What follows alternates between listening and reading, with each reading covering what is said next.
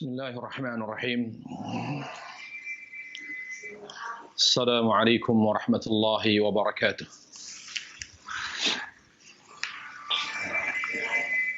Alhamdulillahi hamdan katsiran tayyiban mubarakan fih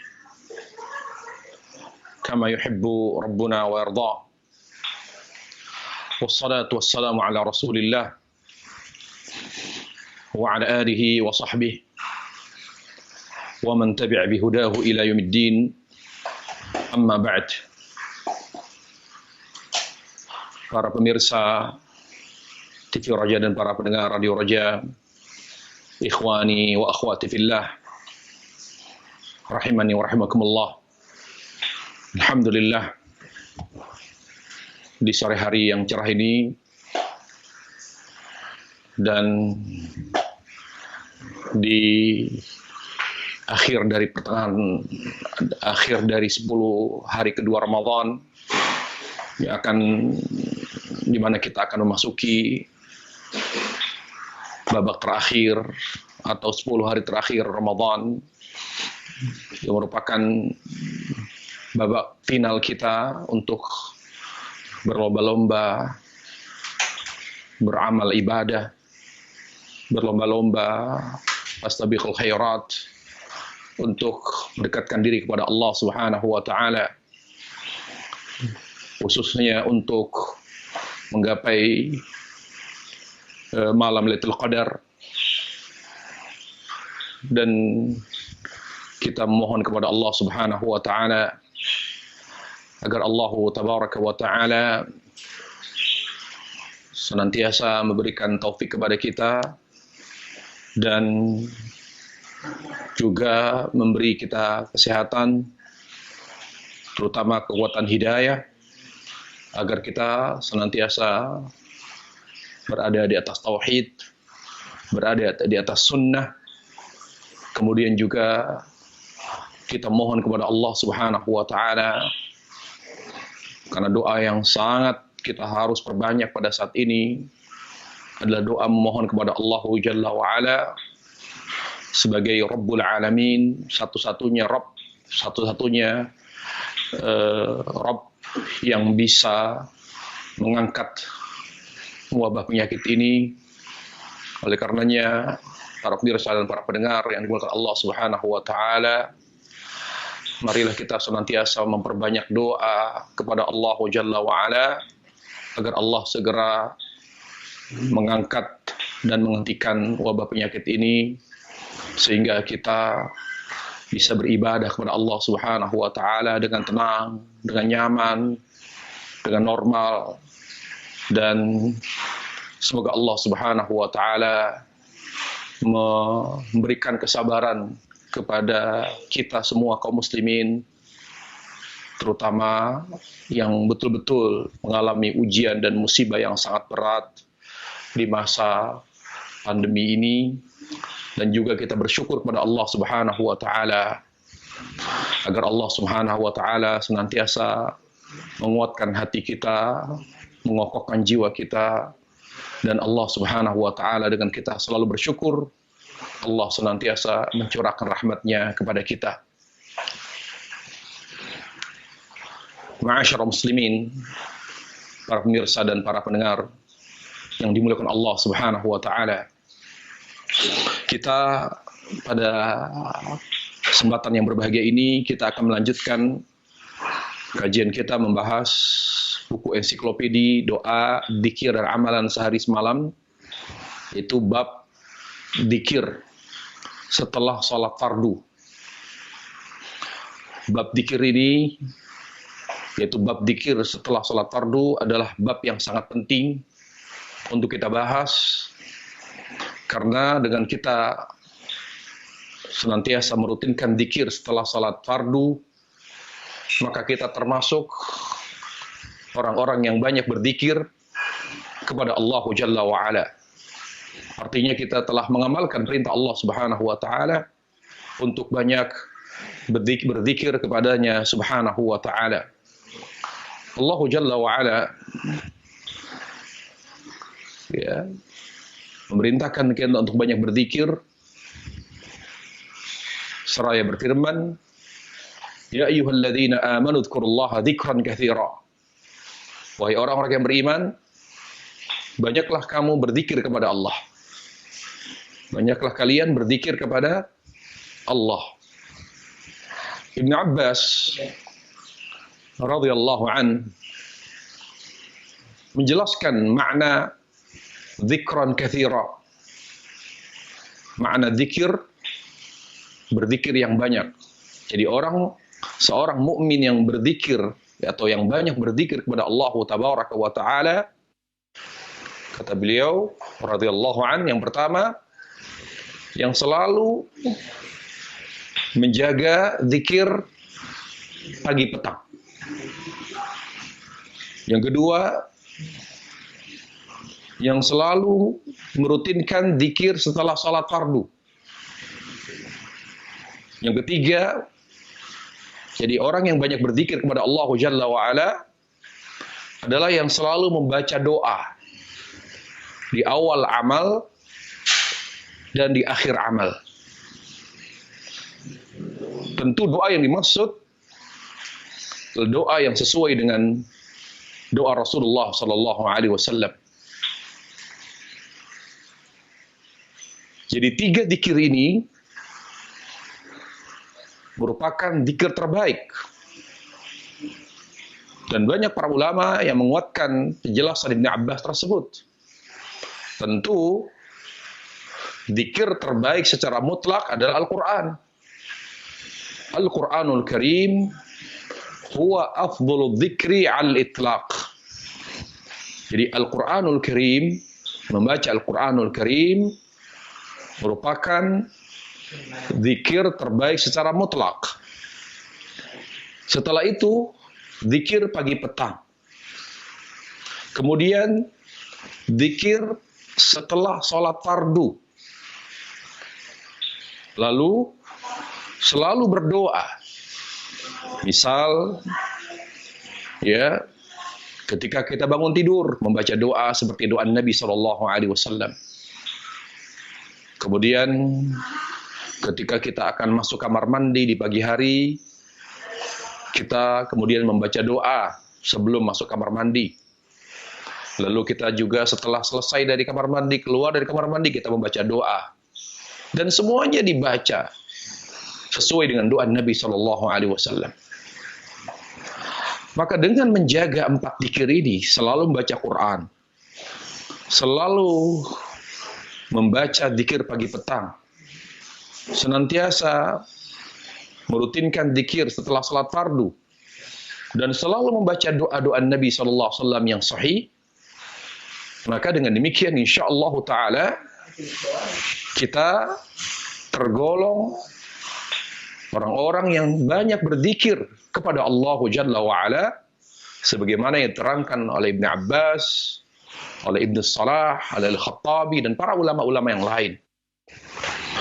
Kemudian para jemaah sekalian Allah Subhanahu wa Ta'ala, kita sekarang akan membahas secara khusus zikir setelah salat fardu. Jadi kita sudah lihat urgensi zikir setelah salat fardu, di mana dia zikir setelah salat fardu merupakan zikir terbaik setelah Al-Quran dan setelah zikir pagi petang. Jadi zikir terbaik setelah Al-Quranul Karim dan zikir pagi petang adalah zikir seusai salat fardu. Tentu ini maksud dengan zikir di sini harus zikir yang mana lafadznya, bacaannya, ya, zikirnya, lafadz zikir dan bacaannya harus sesuai dengan dalil. Harus sesuai dengan tuntunan Rasulullah sallallahu alaihi wasallam. Hal pertama yang perlu kita bahas setelah kita membahas tentang kedudukan zikir setelah salat fardu, dia adalah zikir terbaik ketiga setelah Al-Quranul Karim dan setelah zikir pagi petang. Yang berikutnya adalah Seusai salat fardu, makna seusai salat fardu yaitu setelah salam yang kedua. Maka yang dianjurkan, yang disunnahkan bagi seorang muslim setelah salam, melakukan salam yang kedua dari salat fardu, hanya berzikir, tidak melakukan amalan yang lain. Hanyalah berzikir kepada Allah Jalla wa'ala. Hal itu sesuai dengan perintah Allah Subhanahu wa ta'ala. Karena Allah Jalla wa'ala hanya memerintahkan kita berzikir setelah salat fardu. Setelah kita menyelesaikan salat fardu kita. Allah Ta'ala berfirman, فَإِذَا قَضَيْتُمُ الصَّلَاةَ فَاذْكُرُوا اللَّهِ. Jika kalian telah menyelesaikan, telah menunaikan salat, maka berzikirlah kepada Allah. Syekh Muhammad bin Shalih Al-Utsaimin rahimahullah menjelaskan ayat tersebut, kata beliau, dari ayat yang mulia tersebut, maka hal ini menunjukkan bahwa amalan yang patut dilakukan oleh seorang muslim setelah salat, setelah selesai menunaikan salat fardu, hanyalah berzikir kepada Allah Jalla wa'ala.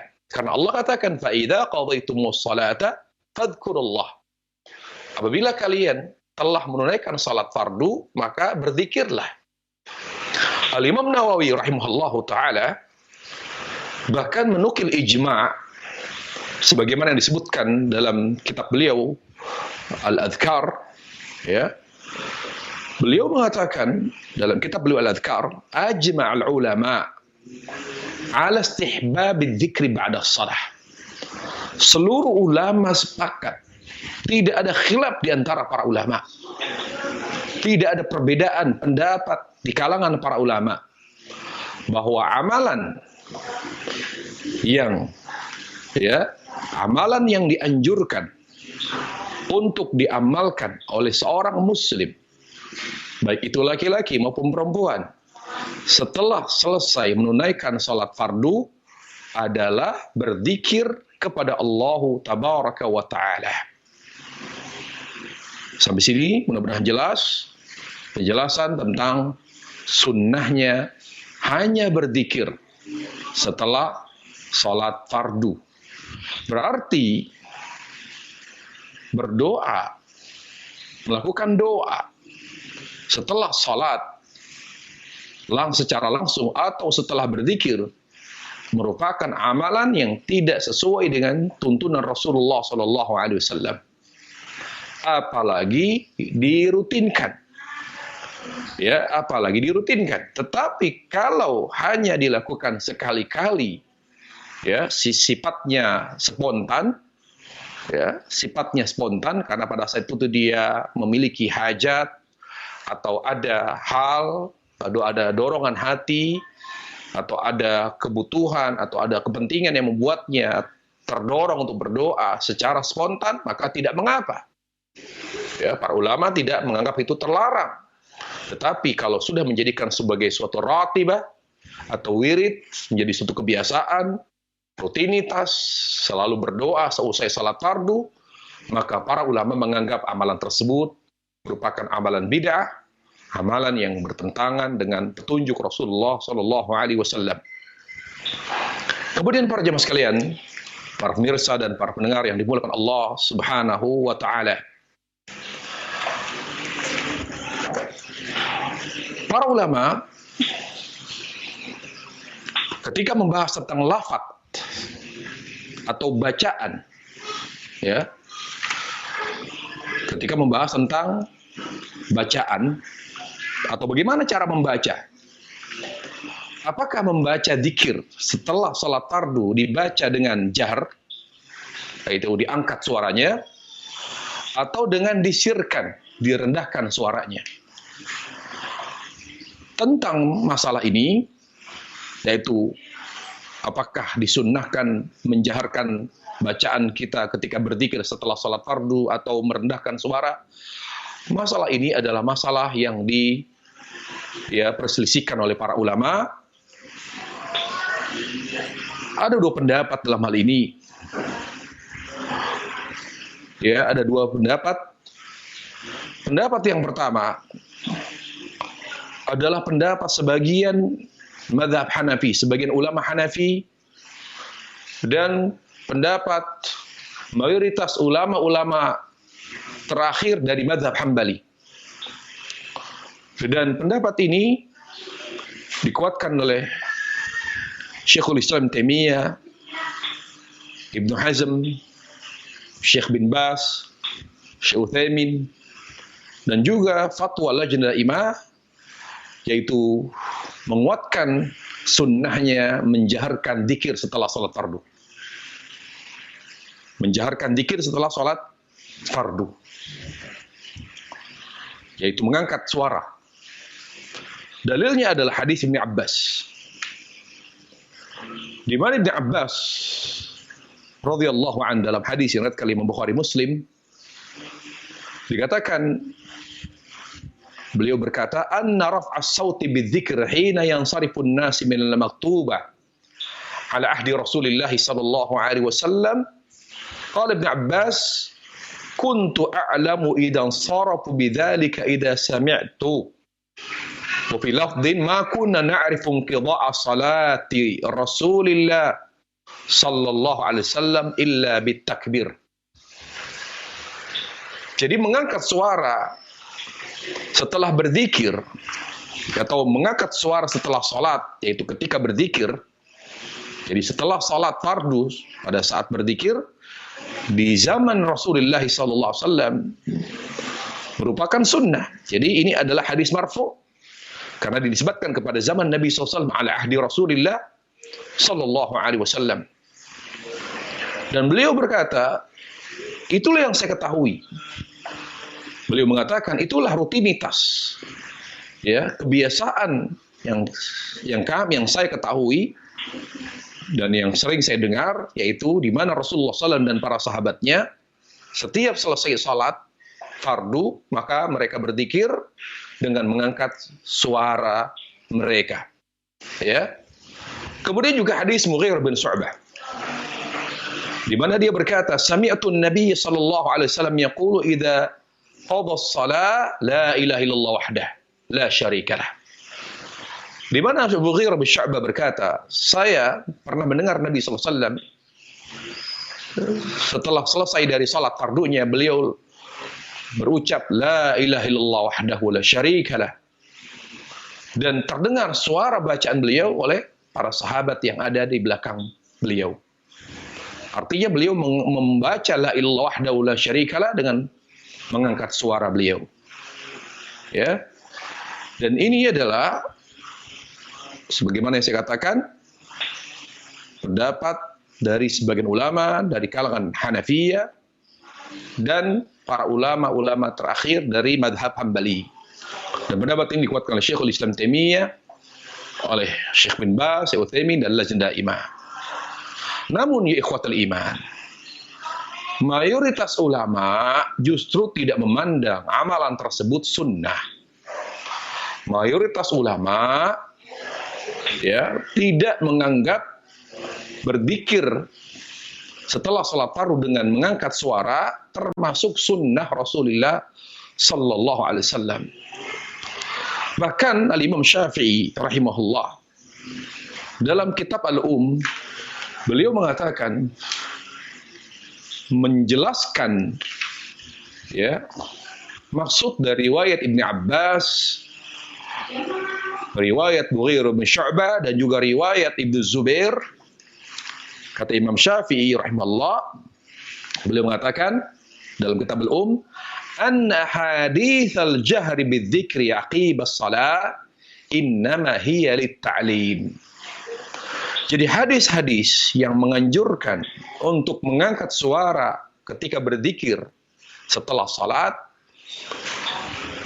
itu hadis-hadis itu bisa digunakan, bisa diamalkan adalah untuk mengajarkan. Jadi dalam proses mengajarkan lafaz dzikir. Jadi supaya orang tahu bacaan zikir Nabi sallallahu alaihi wasallam, maka imam misalnya mengangkat suara supaya makmum mendengar bahwa ini loh zikir-zikir bacaan-bacaan zikir Nabi sallallahu alaihi wasallam. Ya. Innama hiya lit-ta'lim. Jadi hanya untuk mengajarkan saja. Tapi kalau untuk menjadi kebiasaan, justru tidak sesuai dengan perintah Allah Jalla wa'ala, di mana Allah memerintahkan kita untuk merendahkan suara ketika berzikir. Ya. Misalnya Allah Ta'ala dalam surah Al-A'raf. Allah Subhanahu wa Ta'ala surah Al-A'raf ayat 205. Jelas sekali di sana Allah memerintahkan kita untuk berzikir dengan suara rendah. Allah berfirman, "Wadhkur rabbaka fi nafsik tadarru'an wa khifah." Dan berzikirlah kamu kepada Rabbmu, ya, fi nafsik, di dalam hatimu, tadarru'an, dengan kerendahan hati, wa khifah, dengan suara rendah. Berarti perintah ini juga berlaku pada zikir setelah sholat fardu. Berlaku pada zikir setelah sholat fardu. Dikuatkan lagi oleh hadis Ibnu Abbas, hadis Abu Musa al-Asy'ari. Hadis Abu Musa al-Asy'ari, dia berkata, "Kunna ma'an Nabi sallallahu alaihi wasallam. Wa kunna idza asyraqna 'ala wadin halalna wa kabbarna. Wa kabbarna irtafa'at aswatuna." Faqala an-nabi, lihat di sini katakan, "Kunna idza asyrafna 'ala wadin halalna wa kabbarna irtafa'at aswatuna." Faqala an-nabi sallallahu alaihi wasallam, "Ya ayyuhan nas, irba'u 'ala anfusikum fa innakum la tad'una asamma wala ghaiba innahu ma'akum sami'un qarib." Kata Abu Musa al-Asy'ari, hadis ini sahih, diriwayatkan oleh Bukhari dan Muslim, dan ini adalah hadis yang merupakan lafaz Bukhari, di mana Abu Musa berkata, kami pernah bersama Nabi SAW dalam perjalanan. Ketika kami berada dalam sebuah lembah, maka kami bertahlil dan bertakbir dengan mengangkat suara kami. Jadi kami bertakbir dan bertahlil dengan mengangkat suara. Lalu apa kata Nabi SAW? "Wahai manusia, rendahkan suara kalian. Kalian tidak sedang berzikir dan berdoa kepada Rabb yang tuli dan gaib. Kalian bersama yang maha mendengar, lagi maha dekat." Ya, lagi maha dekat. Lalu, ya, Al-Imam Nawawi rahimahullahu taala, beliau dalam Al-Majmu' beliau berkata, dari ayat tersebut, yaitu Al-A'raf, ayat surat Al-A'raf ayat 205, dan hadis Abu Musa al-Asy'ari, ya, jelas sekali di situ adanya larangan dari Allah Jalla wa Ala dan Rasul sallallahu alaihi wasallam untuk mengangkat suara ketika berdoa dan berzikir. Ya, ketika berdoa dan berzikir. Kemudian juga, ya, dikatakan Al-Imam Tahawi rahimahullahu taala, annal israr bidzikri ablagh fil ikhlas. Ya. Dengan seseorang berzikir dengan suara rendah, itu lebih dekat kepada ikhlas. Lebih dekat kepada ikhlas, lebih dekat kepada khusyuk. Ditambah bahkan, ya, oleh Syekh Albani rahimahullahu taala, Syekh Albani dalam sebuah rekaman kaset, ya, sebuah rekaman kaset edisi 428, yaitu Silsilatul Huda wan Nur, beliau menjelaskan bahkan bisa jadi dengan seorang berzikir dengan mengangkat suara, ya, yusabbib tashwis 'alal musallin, justru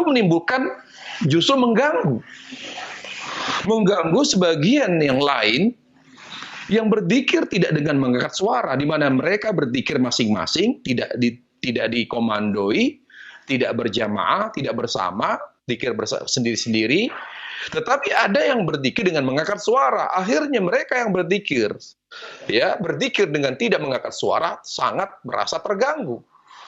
Makanya beliau mengatakan, kata Syekh Albani, annahu yatarattabu min raf'is sauti bidzikr tashwis 'ala al-musalli.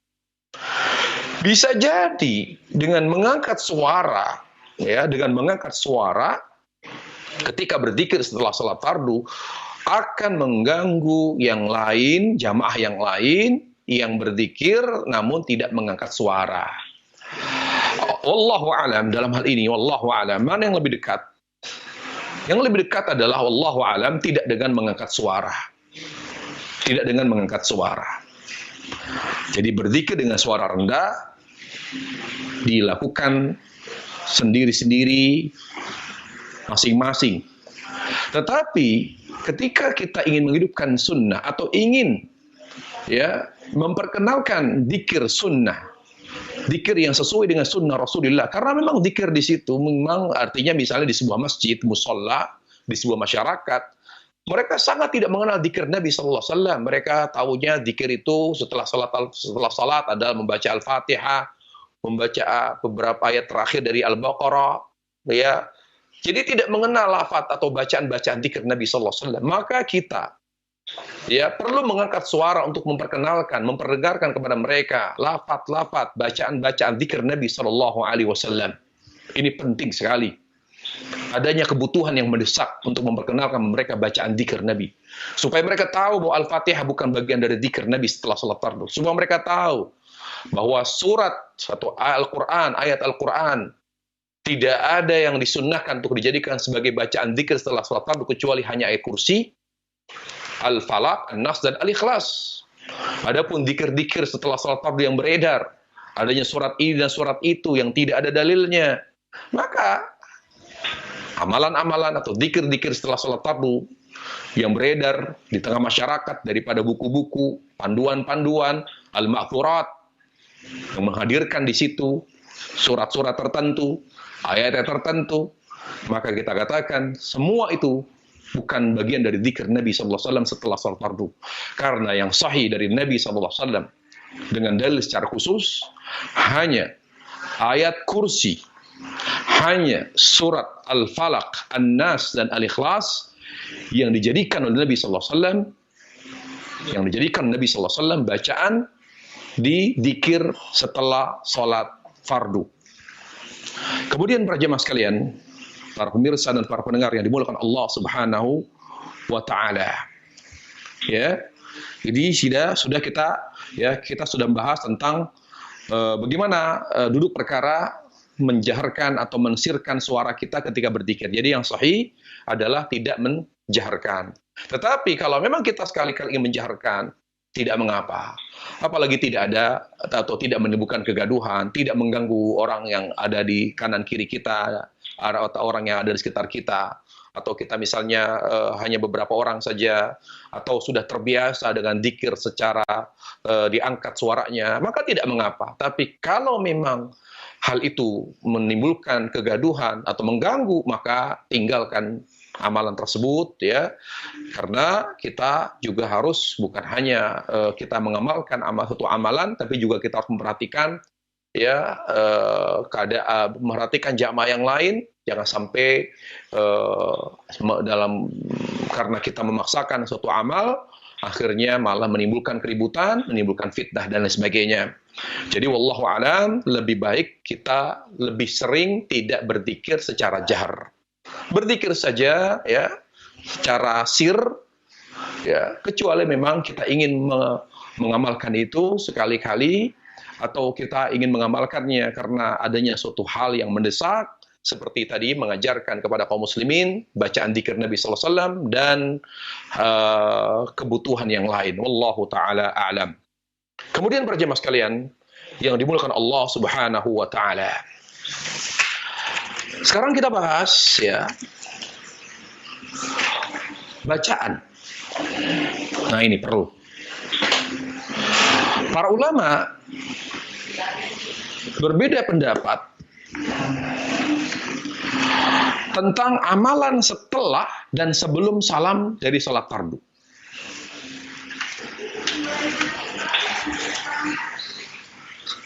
Terjadi perbedaan pendapat di kalangan para ulama. Sebagian ulama ya tidak membedakan antara amal setelah dan sebelum salam. Misalnya, sehingga mereka yang tidak membedakan, mereka mengklasifikasi bacaan dzikir setelah salat fardu menjadi dua. Ya, membagi menjadi dua macam. Yang pertama, ada doa. Jadi, ketika mereka tidak memandang adanya perbedaan doa dan dzikir setelah salat fardu, maka mereka mengatakan ada doa dan ada dzikir. Jadi ada doa yang diajarkan oleh Nabi SAW setelah salat fardu, bacaan maknanya, yaitu doa atau bacaan, dan ada dzikir. Adapun doa atau bacaan setelah salat fardu, jadi beda antara bacaan dengan dzikir. Bacaan itu lebih konotasinya doa. Ya, bacaan itu doa. Arahnya kepada doa. Adapun dzikir beda. Adapun dzikir adalah berbeda.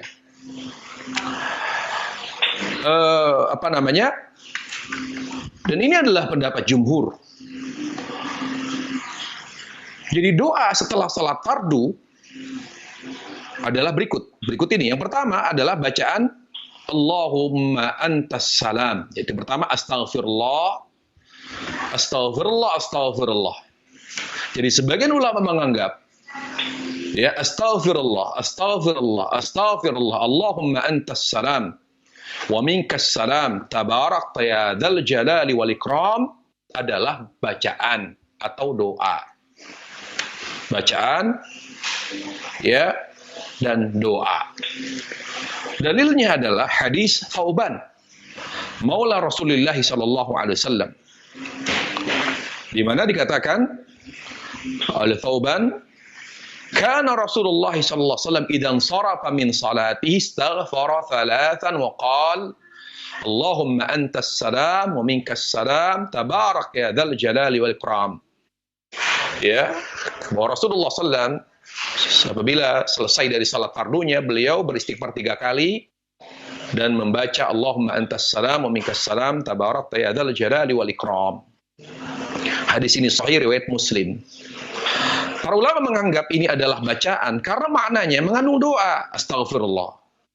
Jadi mereka mengkategorikan ini termasuk doa. Ya, bukan dzikir. Kemudian yang berikutnya adalah bacaan Rabbi qini azabak yauma tab'atsu ibadak. Rabbi qini azabak yauma tab'atsu ibadak. Jadi ada bacaan zikir yang bunyinya seperti ini. Rabbi qini azabak yauma tab'atsu ibadak. Berdasarkan hadis Barrah bin Azib yang diriwayatkan oleh Imam Muslim, di mana Barrah bin Azib berkata, "Kunna idza shallaina khalfa Rasulillah sallallahu alaihi wasallam ahbabna an nakuna an yamini yuqbilu alaina biwajhi." Qala sami'tu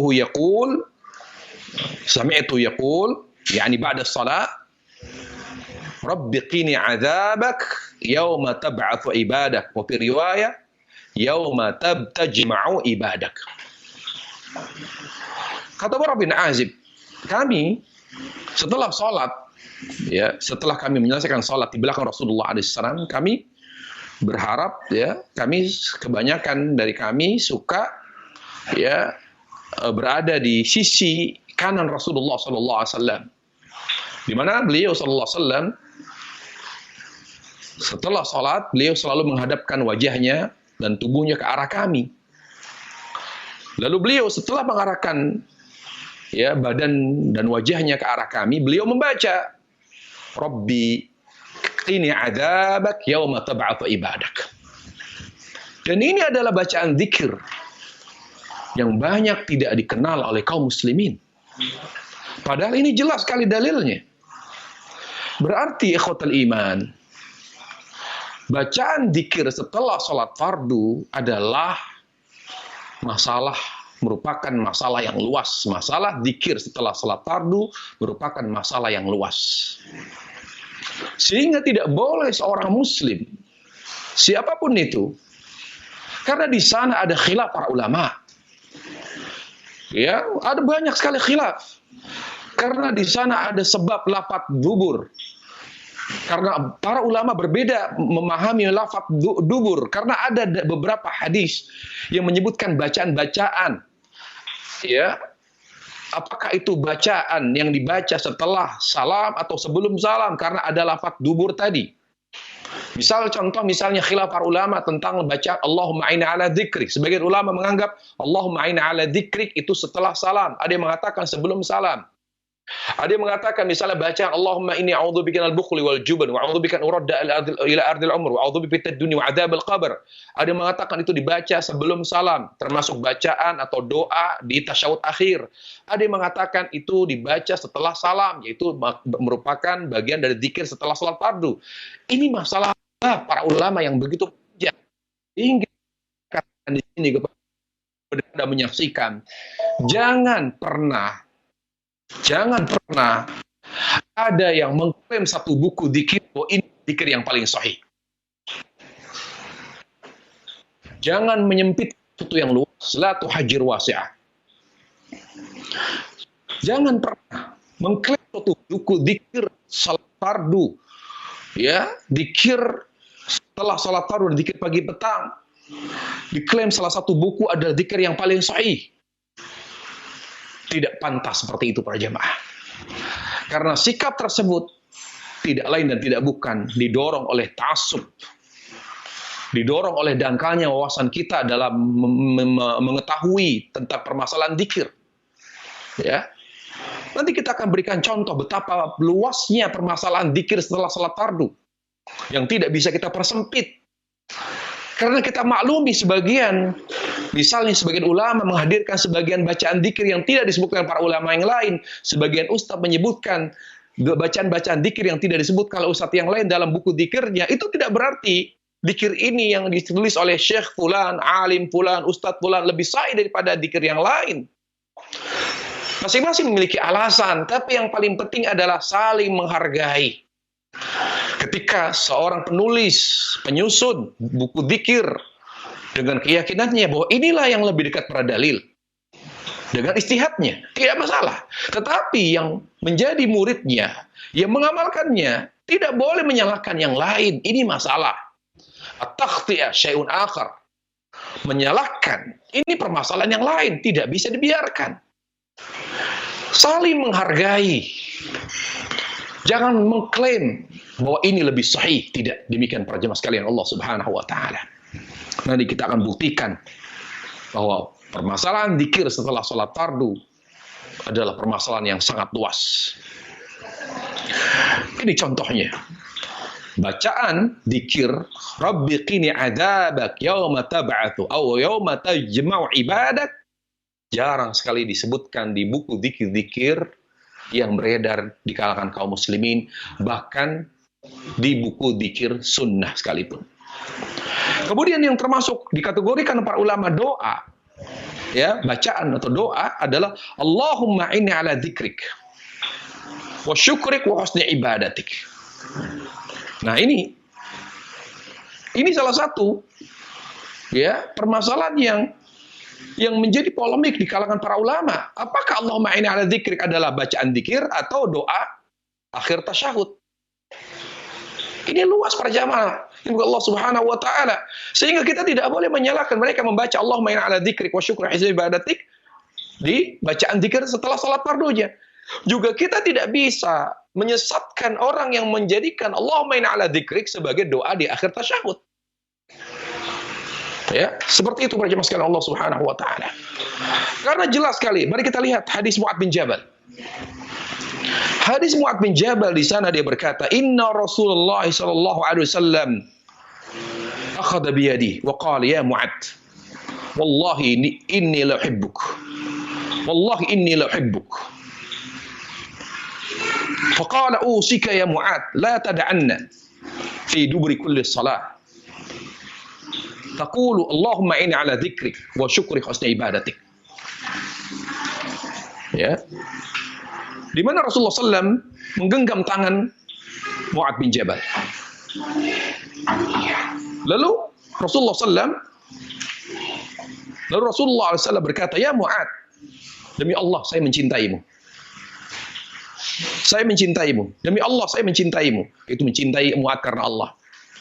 "Dan saya berpesan kepada kamu, saya berwasiat kepada kamu ya Mu'adz, jangan kamu tinggalkan di akhir dari setiap salat fardu untuk membaca Allahumma inni ala dzikrik wa Allahumma inni ala dzikrik wa syukrika wa husni ibadatik." Beberapa para ulama menyebutkan perbedaan pendapat ulama dalam masalah ini. Mereka mencontohkan Allahumma inni ala dzikrik, kasus bacaan ini, dan bacaan-bacaan yang lain. Ya, bacaan-bacaan yang lain seperti Allahumma ighfir li ma qaddamtu wa ma akhartu wa ma asrartu wa ma a'lantu wa ma asrartu ma anta a'lamu bihi minni antal muqaddim antal muakhir la ilaha illa anta. Kemudian juga Allahumma inni a'udzubika minal jubni wa a'udzubika minal bukhli wa a'udzubika min an warda ila adl umr wa a'udzubika fitnad dunya wa adzabil qabr. Dan banyak lagi bacaan-bacaan yang lain yang menjadi polemik di antara para ulama.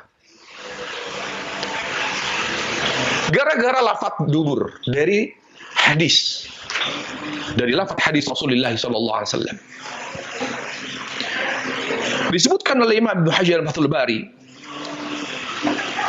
dan juga Ibnu Qayyim dalam Zadul Ma'ad, Al-Imam Syaukani dalam Al-Awtar, dan juga Al-Amir Sun'ani dalam Subul Salam, ya, dalam Subul Salam, di mana ulama berbeda pendapat dalam memahami lafaz dubur. Makna dubur itu apa? Jumhur ulama memahami dubur adalah ba'da. Jumhur ulama memahami dubur salat ba'da salah. Bahkan ada sebagian ulama memiliki ijma' bahwa ulama berijma' makna dubur yaitu ba'da, setelah.